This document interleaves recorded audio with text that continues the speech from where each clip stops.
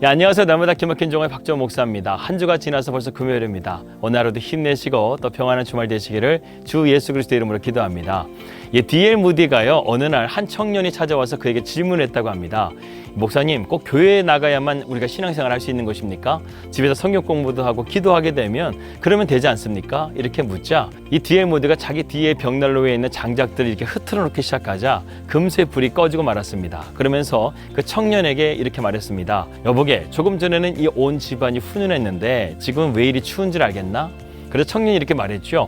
그야 목사님께서 장작을 흐트러 놓았기 때문에 불이 꺼진 게 된 거 아니겠습니까? 이렇게 말하자 이 D.L. 무디가 이렇게 말했습니다. 맞네 젊은이, 이 장작불이야말로 바로 교회라는 것이네.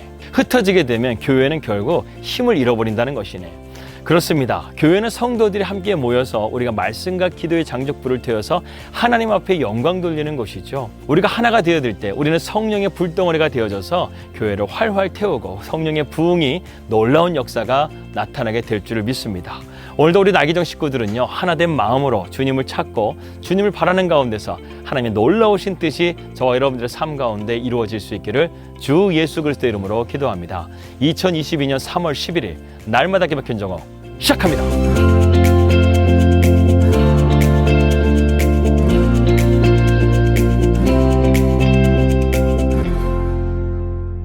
말씀 들어가도록 하겠습니다. 우리는 계속해서 아브라함의 말씀을 함께 살펴보고 있습니다.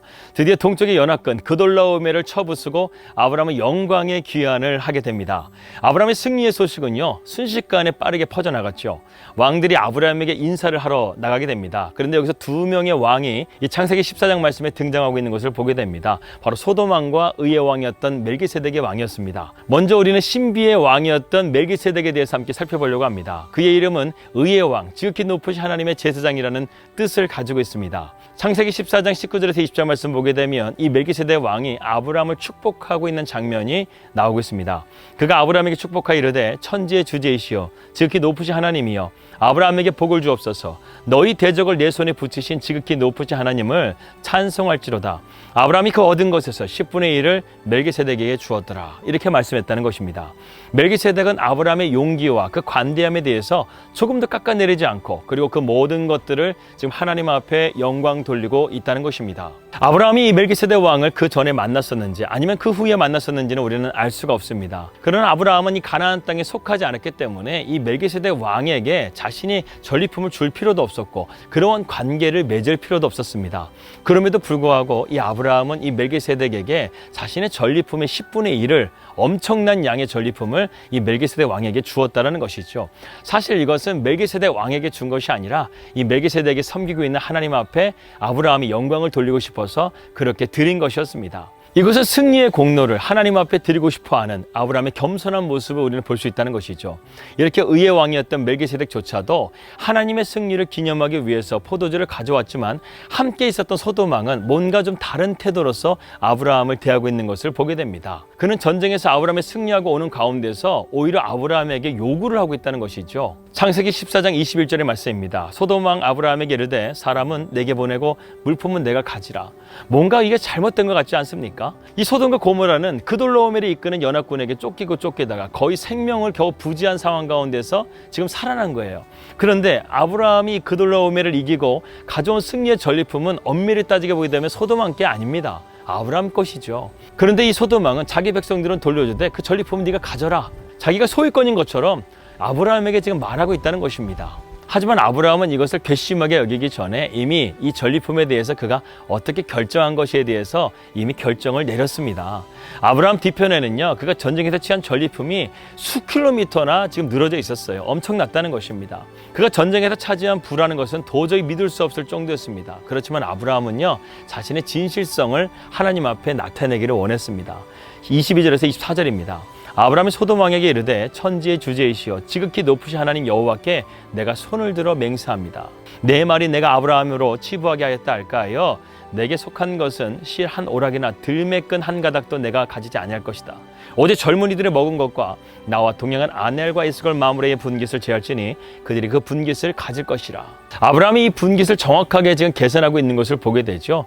아브라함은 그 전리품을 하나님이 주신 선물로 받겠다고 주장할 수도 있었습니다. 그가 합법적으로 요구할 때 증인이 되어줄 318명의 증인도 있었어요. 하지만 아브라함은 하나님께 축복받은 것 이외에 이 추잡한 소돔 왕의 덕을 입은 게 아니라는 것을 나타내기 위해서 그는 이 모든 것들을 그에게 다 돌려주게 됩니다. 그래서 아브라함은 자신의 명예와 하나님의 이름을 지키기 위해서 이 소요된 비용 외에는, 그리고 자기와 함께 전쟁에 참여했던 자들의 분깃 외에는 아무것도 받지를 않았다는 것이죠. 여러분, 위대한 사람도 유혹으로 때로는 흔들릴 때가 있습니다. 부유한 자들은 더 많은 부를 누리고 싶어하는 욕심이 있죠. 아마 아브라함도 자신이 그 엄청난 부를 손에 넣게 되면 여러 가지 선한 일을 할 수 있다고 생각할 수도 있었습니다.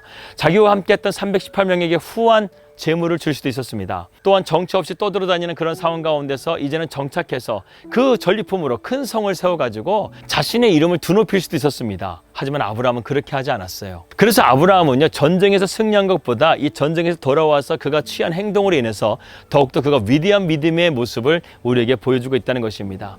그는 하나님만을 바라보고 있었어요. 즉 코람데오, 즉 하나님 앞에서 자기 자신을 진실한 태도로 지금 가지고 가고 있다는 것입니다. 이러한 모습을 보게 되면서 저는 제20대 대통령에 선출된 윤석열 대통령 당선자를 눈여겨보게 되었습니다. 어제 그의 삶에 대한 다큐를 보게 되었는데요. 그의 삶은요, 그야말로 고난의 연속이었어요. 검사도 구술을 해가지고 되기도 했고 또 여러 가지 어려운 일들을 당했음에도 불구하고 그가 정의의 길, 정직한 길, 그리고 자기 나름대로의 바른 길을 걸어가고 있었다는 것입니다. 한 번은 검찰 내의 비리 수사와 정치적인 압력 때문에 그것을 폭로하는 가운데 있었는데 그것 때문에 그가 국회에서 청문회를 받고 있었습니다. 한 국회의원이 그에게 질문을 하죠. 당신은 누구를 위해서 일합니까? 사람을 보고 일하는 거 아닙니까? 이러한 질문에 이 윤석열 대통령 당선자는 이렇게 대답을 했습니다. 저는 사람을 보고 일하지 않기 때문에 이렇게 진실되게 말할 수 있다는 것입니다. 그가 무엇을 보고 이렇게 당당할 수 있는 것일까요? 예, 맞습니다. 정의를 보고 이렇게 당당할 수 있었다는 것입니다. 그래서 그에게 따라다니는 수식어가 있습니다. 그는 강골검서라는 별명을 가지고 있어요. 여기서 강골이라는 의미는요, 그대로 단단하게 굽히지 아니함, 단단하고 굽히지 아니한 기질을 가진 사람을 뜻하고 있습니다. 그렇기 때문에 국민들은요, 자기 소신껏 있는 자리에서 최선을 다했던 그를 국민의 대표인 대통령으로 뽑아준 것이 아닐까, 저는 이러한 생각이 듭니다. 여러분, 그렇다고 한다면 아브라함도 기질로 본다고 한다면 강골의 기질을 가지고 있습니다. 지금 그는 강골이 되어 있었죠. 세상적인 유혹과 재물의 유혹에도 그는 전혀 흔들림 없이 하나님을 경외하는 믿음의 삶으로 나가고 있다는 것입니다. 우리 그리스도인들은요, 아브라함처럼 이러한 믿음의 강골이 되어야 합니다. 강골 그리스도인이 되어야 한다는 것이죠. 그러한 단단한 그리스도인으로서 우리가 흔들리지 않고 믿음으로 걸어갈 수 있는 우리 날마다 기막힌 정오식 그들 될 수 있기를 주 예수 그리스도 이름으로 기도합니다. 기도하겠습니다. 하나님 아버지, 우리도 믿음의 강골이 되게 하여 주시옵소서. 그래서 세상 가운데서 흔들리지 않고 믿음으로 나아갈 수 있는 우리 날마다 기막힌 정오식 그들 될 수 있도록 인도하여 주시옵소서. 주 예수 그리스도 이름으로 기도하였습니다. 아멘. 예, 평안한 주말 되시고요. 저는 다음 주에 뵙도록 하겠습니다. 우리 믿음으로 승리합시다. 할렐루야!